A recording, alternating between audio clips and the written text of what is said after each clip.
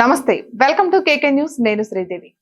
Tollywood top కమీడియన్లలో Ali ఒకరు. కేవలం comedian గానే కాదు, పలు సినిమాలలో హీరోగా కూడా ఆలీ రాణించి యమలీల వంటి సినిమాలలో సూపర్ డూపర్ హిట్లు అందుకున్నారు. ఆ తర్వాత ఆయనకు రాజకీయాలపై ఆసక్తి కలిగింది.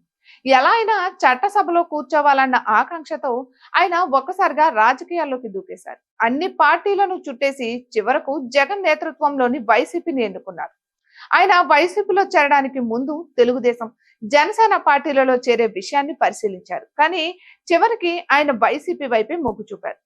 సినిమాల్లో ఏదో మేరకు హీరోగా రాణించిన ఆలీ రాజకీయాలలో మాత్రం కమీడియన్ గానే మిగిలిపోయారు. 2019 ఎన్నికలకు ముందు ఆలీ తన రాజకీయ అరంగేట్రం కోసం వెతుకులాట ప్రారంభించారు. 3 పార్టీల చుట్టూ చేరారు. ఏంటి 3 పార్టీల్లోనూ చేరిపోతారా అనిపించేలా ఆయన వ్యవహరించారు. అయితే చివరాఖరికి ఆయన జగన్ ను నమ్ముకున్నారు.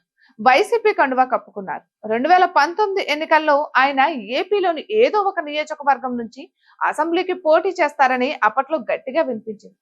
అయితే జగన్ ఆయనకు చేయిచ్చారు. అసెంబ్లీకి పోటీ చేసే అవకాశం ఇవ్వలేదు. కానీ ఏదో ఒక కీలక పదవిని ఇస్తారన్న ఆశ చూపారు. దాంతో ఆ ఎన్నికల్లో ఆలీ వైసీపీ తరఫున తన శక్తి మేరకు ప్రచారం చేశారు. ఆ ఎన్నికల్లో వైసీపీ విజయం సాధించింది. ఇక ఆలీ ఎదురు చూపుల పర్వం మొదలైంది. జగన్ హామీ ఇచ్చిన కీలక పదవి ఎప్పుడొస్తుందా అని కళ్ళు కాయలు కాచేలా ఆలీ ఎదురు చూశారు. మధ్యలో ఓసారి ఇంకేముంది, రాజ్యసభ ఖాయం అని గట్టిగా వినిపించింది. అప్పట్లో రాజ్యసభ సభ్యత్వంపై ఆలీని మీడియా అడిగితే ఆయన చిరునవ్వులు సంధించి నిజమేనని చెప్పకనే చెప్పేశారు. అయితే అది రాలేదు. 3 ఏళ్ల ఎదురు చూపుల తర్వాత కంటి తుడుపు చర్య అన్నట్లుగా జగన్ ఆలీకి ఓ సలహాదారు పదవి విధించారు. ఇక అదే మహాభాగ్యం. 2024లో పోటీకి అవకాశం ఇస్తారు అని ఆలీ తనకు తాను సర్ది చెప్పుకున్నారు. అయితే అది దక్కలేదు.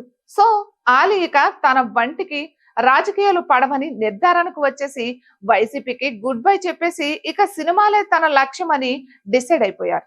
ఇక అప్పటి నుంచి ఆయన వార్తల్లో ఎక్కడా కనిపించలేదు, వినిపించడం కూడా లేదు. కానీ హఠాత్తుగా ఆలీ పేరు ఇప్పుడు మీడియాలో ప్రముఖంగా కనిపించింది. అయితే అది రాజకీయాల విషయంలో కాదు, అనుమతులు లేకుండా ఫామ్ హౌస్ లో నిర్మాణాలు చేపట్టారంటూ ఆలీకి తాజాగా నోటీసులు జారీ అయ్యాయి. ఆంధ్రప్రదేశ్ లో కాదు, తెలంగాణలో. ఇటువంటి మరెన్నో వీడియోస్ కోసం కేకే న్యూస్ తెలుగు ఛానల్ ని సబ్స్క్రైబ్ చేసుకోండి.